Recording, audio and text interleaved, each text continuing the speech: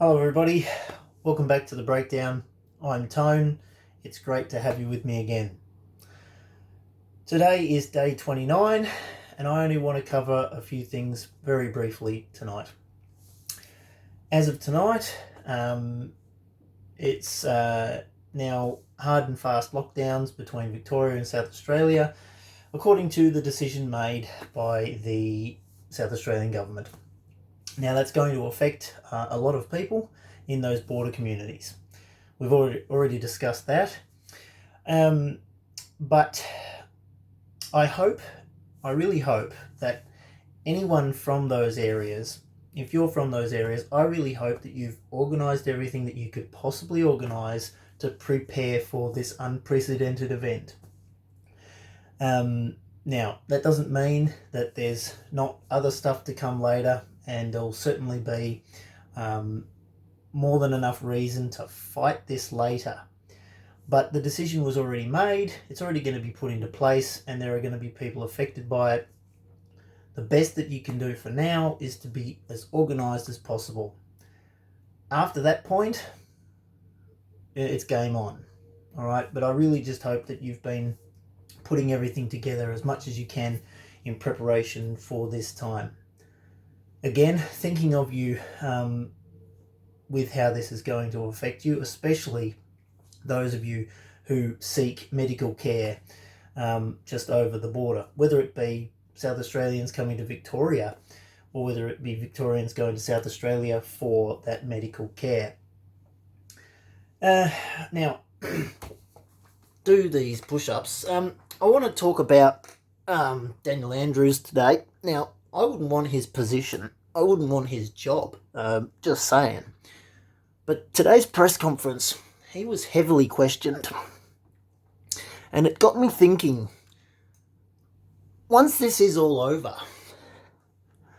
there's going to be a lot of questions being asked. Probably royal commissions. Many things are going to be asked. Many difficult questions are going to be asked. And I for one am going to be very interested to hear the answers that they give. So while I say that it was necessary to prepare for what's coming, because it couldn't be prevented, they've already made the decisions, it is in our power to prepare as much as we can. Now, how do you prepare for not being able to go to work? Well, for now, that's not your choice. You've got no choice in the matter. And it doesn't make it okay. But you've got to do what you can with the hand you are dealt at any given time. Fair or not fair. You've just got to do what you can with what you've got at the time. And there are going to be questions to be asked. There are going to be answers that need to be answered. But that's later. Dealing with what is now, right in front of you, that's it. So, but I listened to some of the questions that he was being asked, and they're valid questions. And he did skirt around some of those questions. And so, yeah, those answers to those questions, eventually, hopefully, we get those answers. It'll be very interesting. I just want to reiterate my encouragement to everybody that's being affected in so many different ways, all around the world, not just here. If you're in another country and you end up watching this video, I'm thinking of you guys as well, because we know now from the data that we're hearing that this is overkill to the max. We haven't had a flu season, right, but shut the whole world down for this coronavirus. As I say, there's going to be a lot of stuff that's going to come out later. it's going to vindicate people like myself and other people that have been calling out this stuff for a long time. Vindication will come. But that's tomorrow's issues. Today, we have to do what we can with what we've got. And I think a lot of people get into trouble when they worry and when they try to make the stuff of tomorrow happen today. We can fight those battles and we can take that stuff on tomorrow. Today has enough worries for itself. So that's my encouragement. Take each day as you can. That doesn't mean don't have plans. It doesn't mean don't fight the battles that need to be fought, but fight them in the right time. And, we will win. We will win those battles when they come, if we prepare ourselves for those battles. But if we get taken out today, before tomorrow even comes, because we didn't prepare before the issue was going to creep up on us, like this border lockdown, if we're not prepared for it and it takes us off guard, we're kind of going to find it even more difficult after that point to be able to, and I mean, how do you prepare for not being able to go for medical care? I guess I hear you saying that. I guess I hear people saying that. How can you prepare for that? Or how can you prepare for not being able to go to your job? Well, there's a lot of people in that position, not just on the border, but here in Melbourne and for a period of time countrywide when we had harder lockdowns all across the country. Now, as I've spoken about this stuff before, I do still expect there is a possibility that harder lockdowns are going to be extended into other areas. And I'm interested by the fact that it hasn't happened yet. I would have thought it was going to. But again, I am going to stick my neck out and suggest that that kind of stuff we're not done with yet. But let's not allow the fear of anything to do with that take us out. Let's not let any of the fear, the unknowns of that stuff, take us out. Prepare the best that you can. You can't stop the rain from falling. You can't stop the flood. But you can build a boat. You can prepare yourself and get yourself sorted out the best that you can. Taking care of each other the best that you can. That's the point. And that's all I want to share. We are all going to get to the other side of this, and we are going to be okay. And what it looks like on the other side of this, no one knows. And what are the next steps in all of this? It's a guessing game to some degree, but the precedents that have been set in the decisions that have been made by our state governments in particular, they must be on your mind. This stuff is unprecedented, and it's blowing me away. Each new step has made me go, well, okay, they've done this. The next natural step, the logical step, the way that they're moving this along, it's going to be this next. But it staggers me. I think they're going to get away with that. I mean, inquiry after it, yeah, sure, okay, but the fact that they were able to do it, the fact that they have done it, raises too many questions. Okay, that's all I'm saying. And it's clear now, right? This stuff about the vaccine, a number of different shots of the vaccine, not just one. Maybe booster shot B, B, B, B, B, B, C, D, E, F. I mean, crazy times we live in.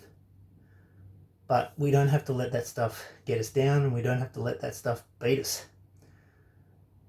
What we do need to do is to keep a level head. Listen to everything that's being said in the media and in any place that we're listening to it, and take it for what it is, what you're hearing, but think about it. And once you've got a pretty good idea of they've been talking about it in this way and then this happened, they were talking about it in this way and then this happened, and you'll find that, well, if we do this, it'll prevent it. You can pretty well bet your bottom dollar it's not gonna stop it, even if they said that that was the plan. Underneath it, there's something else going on, and it's important to remember that. This stuff over on the border there in South Australia is a perfect example of the government putting in something that covers an entire state and doesn't take individual communities, individual circumstances into account. There's no wisdom there, none. Just hard and fast rule. And then people from Singapore can come here. International students can come to Adelaide from Singapore. But where did they come from before Singapore? No one could tell us. No wisdom there. None. None at all. So, keep your fitness up. Keep your diet good. Fill up the time that you've got if you're not able to go to work. Fill that time up with learning what you can about this stuff. Because in some of the stuff they've been talking about on the television, like the stuff that was being talked about on the project tonight. Yes, you heard me correctly. I watched the project. And I allowed myself to do so because I wanted to hear what they were talking about. And let's go down a slightly different path here. I know we're Australian, and the American stuff affects us indirectly. But to talk about this stuff, I think, is very important, so I will. The project is super anti-Trump, and maybe there are a lot of people out there really that don't like him. But I can never figure out exactly why.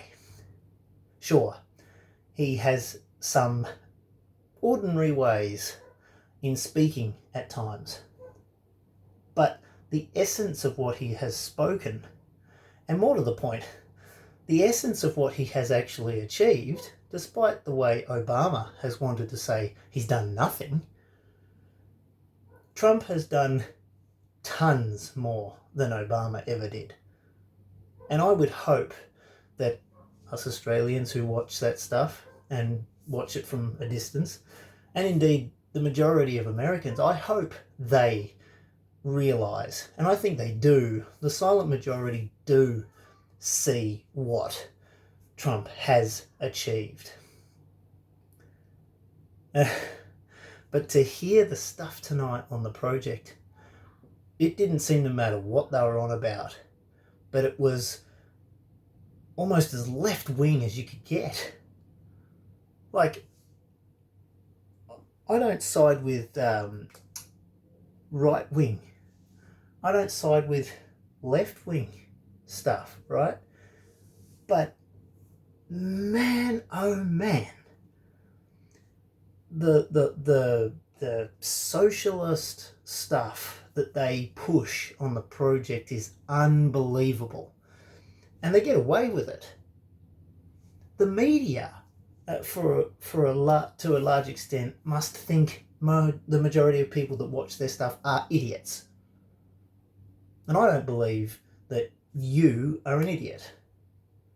So who are they talking to when they are talking to the majority of Australians who would sit down and watch that?